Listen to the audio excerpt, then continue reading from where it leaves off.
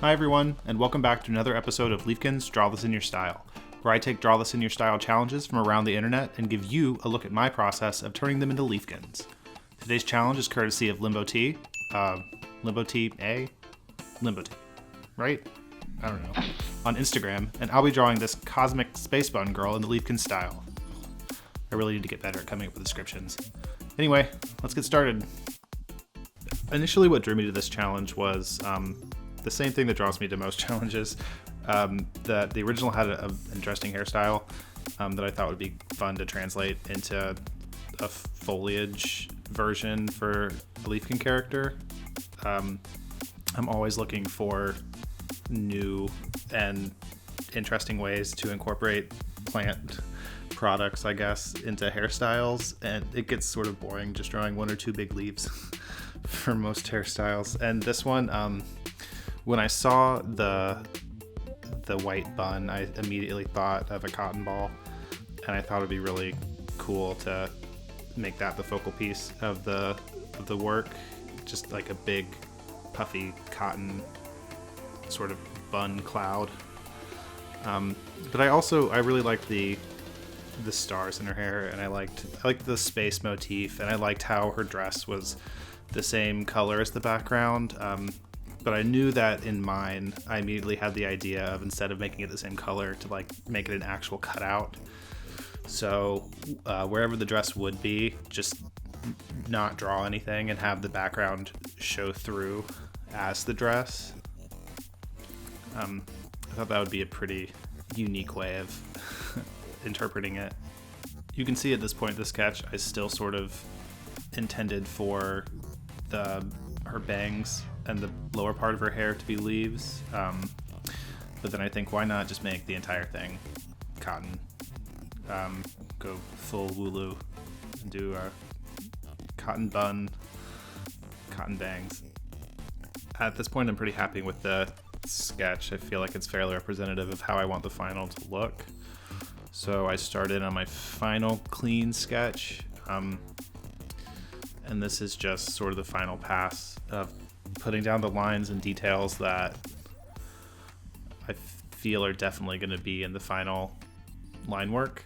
I still give myself a little leeway at this point to refine a few things.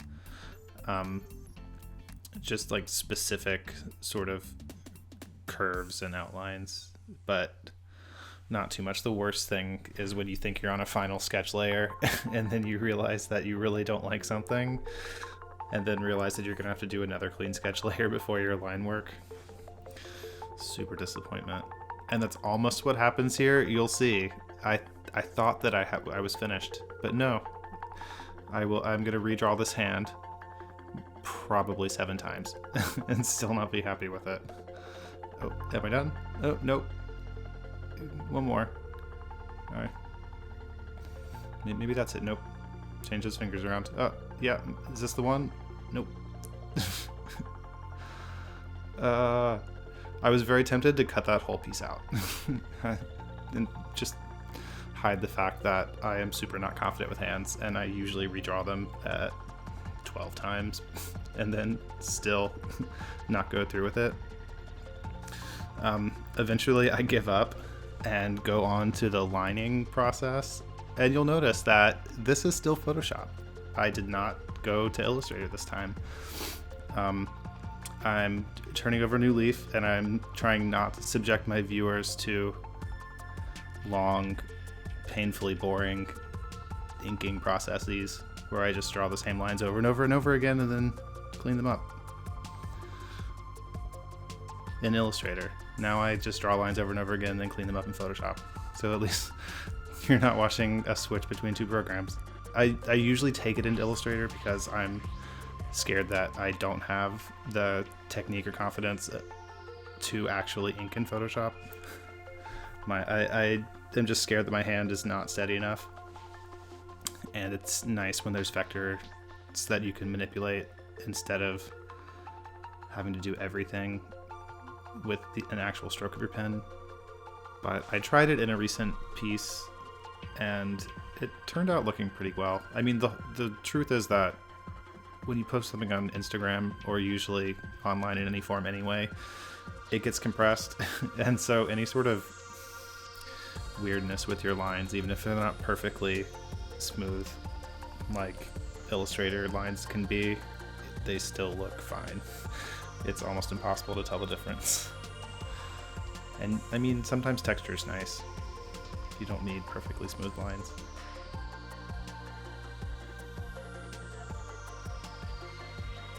Oh, you thought I was done with the hand? No. Drop down to the sketch layer and redraw it again before I do the final lines.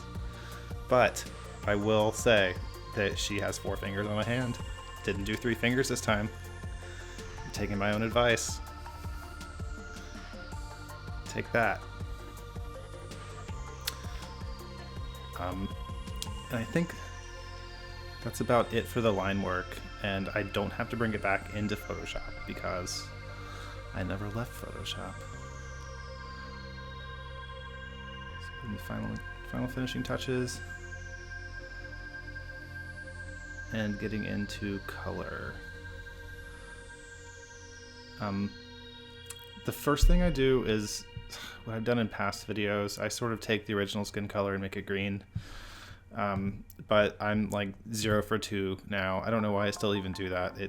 I was not happy with it initially, and I never got to liking it, and I eventually change it. Here, I lay down, usually when I do it, when I go into Illustrator and I have clean line work, like clean vector line work, I will put down my colors by actually wand selecting the spaces of each color and using the fill tool. But when you have textured lines, like when you do line work in Photoshop, or you have lines that don't connect, it's really difficult to do it that way. So I ended up using the lasso tool, so I had to go back and clean up a bunch of sort of strays. It's a lot harder to do a clean selection with the lasso tool than with the wand tool. Here you can see the process of me trying to like figure out what I'm going to do with shading on this green skin tone. Like I knew I wanted to do a sort of backlit effect and have it dark in the middle. And here you can see where I just scrapped green entirely and switched the color around to see if there was anything that was better. And I settled on pink, and I thought immediately pink worked way better than green. It goes against her hair a lot better, and you'll see when the background gets put in that everything is just fits together in sort of a pinky magenta purple sort of palette. In keeping with sort of the lighting effect that I wanted, I gave her a strong sort of rim light highlight all around the edges of her shoulders and neck and face. But still, of course, with those pops of glossy color on her lips, because it doesn't matter where the light source is. You need those highlights, or else it doesn't look as sort of like wet and round and pleasant, I guess. That was a really gross description, I'm sorry. So with the cotton hair, I think at first I was gonna make it mostly white, but it looks so much better with sort of a purplish tinge. Even though it's not very cottony, I think it still works, especially given the entire sort of color palette of the piece. Like purple, a little bit of purple shadow, and some like really opaque, not opaque, low, transparent is the word I'm looking for. Very transparent pink highlights. Also, the stars are really cool in this piece. Props to limboteaa for coming up with that.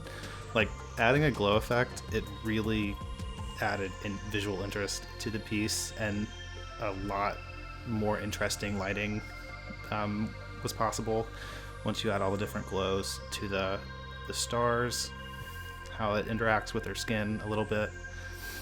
And it's really easy to do. Just if you ever need to like make your pieces look a little bit more professional without doing much, just get a big soft brush, put it on linear dodge, yes, put it on linear dodge, and then dab on the color.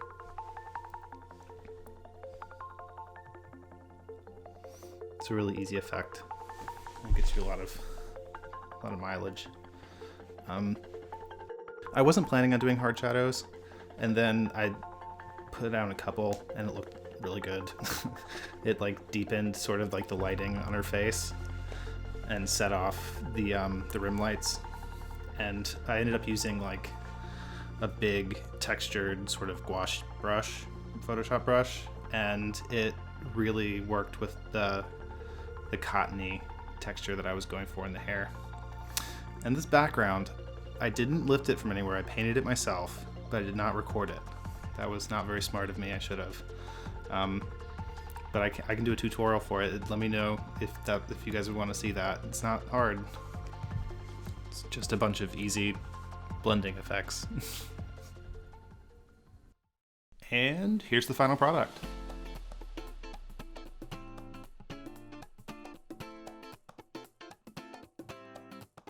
Thanks for watching, and if you enjoyed the video, make sure to like and subscribe, and let me know what you think in the comments. If you come across a Draw This in Your Style challenge you'd like to see me work on, or have any original art you'd like to see Leafkinized, let me know. I may feature it in a future episode. Also, if you like my art and want to be the first to see new drawings, then follow me on Instagram. I've got a link in my description. Thanks again, everyone, and see you next time.